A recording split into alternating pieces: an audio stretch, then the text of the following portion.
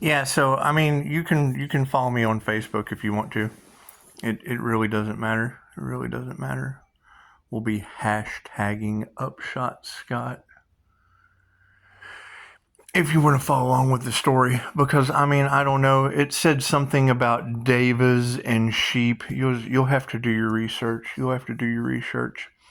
A lot of you girls were talking about, the spiritual protector or the Grim Jinn Reaper. It's just what it is. I don't know anything about that. I do know that in the Twilight Zone, it was really, really cool. John Lithgow was an author. He wrote a book on quantum something. Quantum something. I do quantum healing hypnosis. Most people don't understand any of that, and that's fine. That's fine. But it is kind of cool. It is kind of cool because he ended up at the end like the girl from The Craft. Ah! And it would be karma going back on those people, but it was kind of funny because at the end he ends up.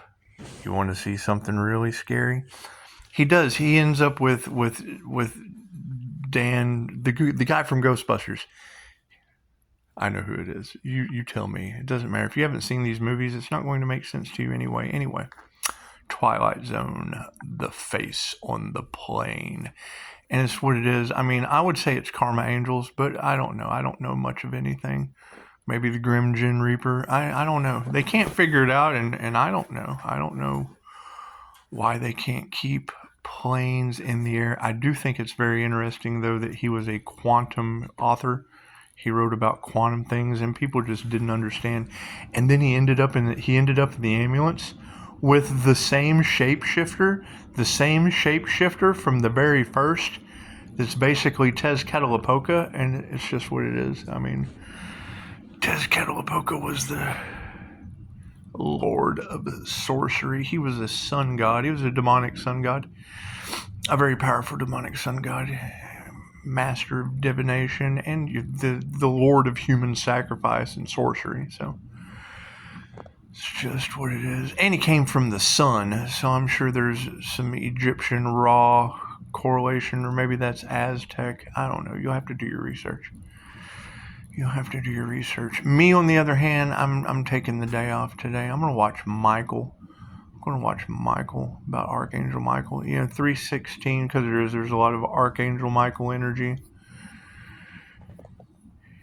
in the tarot reads, and it's kind of cool, because I mean, if you watch the first of it, it's about the mirror. The mirror sends a writer, a producer, and a reporter to pick up Michael, and he was in this woman's house. And there was, like, she had this really bad cough, and mom passed of stage 4 lung cancer, and she had her foot, though. She could still walk.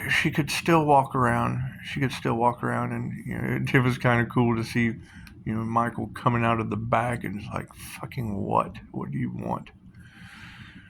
Smoking and shit. Anyway, we've given that up. We broke that generational curse. But I'm about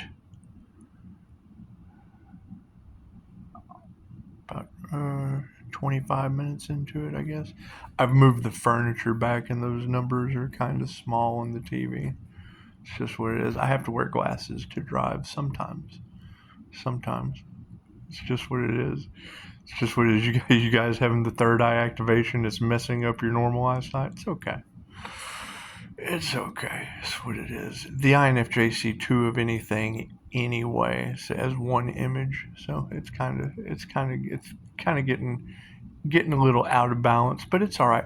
It was really neat, though, how at the first of Michael, they walk into the bank and level it. Michael just levels the bank. He does. He just levels the whole banking system in that small town. So it levels it, kind of like Capital One. Anyway, that's what it is. Now, there was like a bar scene where he's dancing with all the ladies.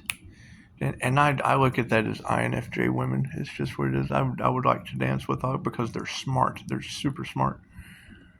And it's just what it is. I think we can all get in the middle of the planet and have a hoedown. Anyway, it's very interesting. It's very interesting because, there's a little dog involved. There's a little dog involved. However, this old lady liked dogs. Anyway, so it would seem, and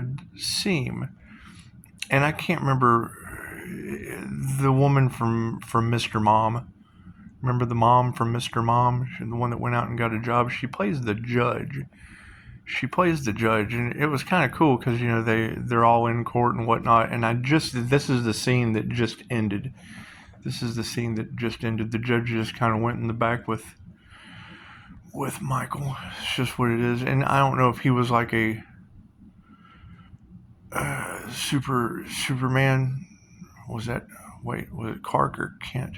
Is it Kent Clark or Clark Kent? I can't remember. Anyway, Michael went in the back with the judge, and it was the woman from Mr. Mom. Was the Mr. Mom? He went back there like a Superman. It's just what it is. Now I don't know how Clark Kent would have handled it, or Kent Clark. I don't know how. What was the reporter of Metropolis? Was it Clark Kent or Kent Clark? I can't remember the order. Not here to judge my memory on. So we can always remember Superman because it's not man super, it's Superman. However, yes, as Clark Kent or Kent Clark. Either way. Anyway, Michael goes in the back with the judge, and she was a pretty blonde woman, real pretty blonde woman.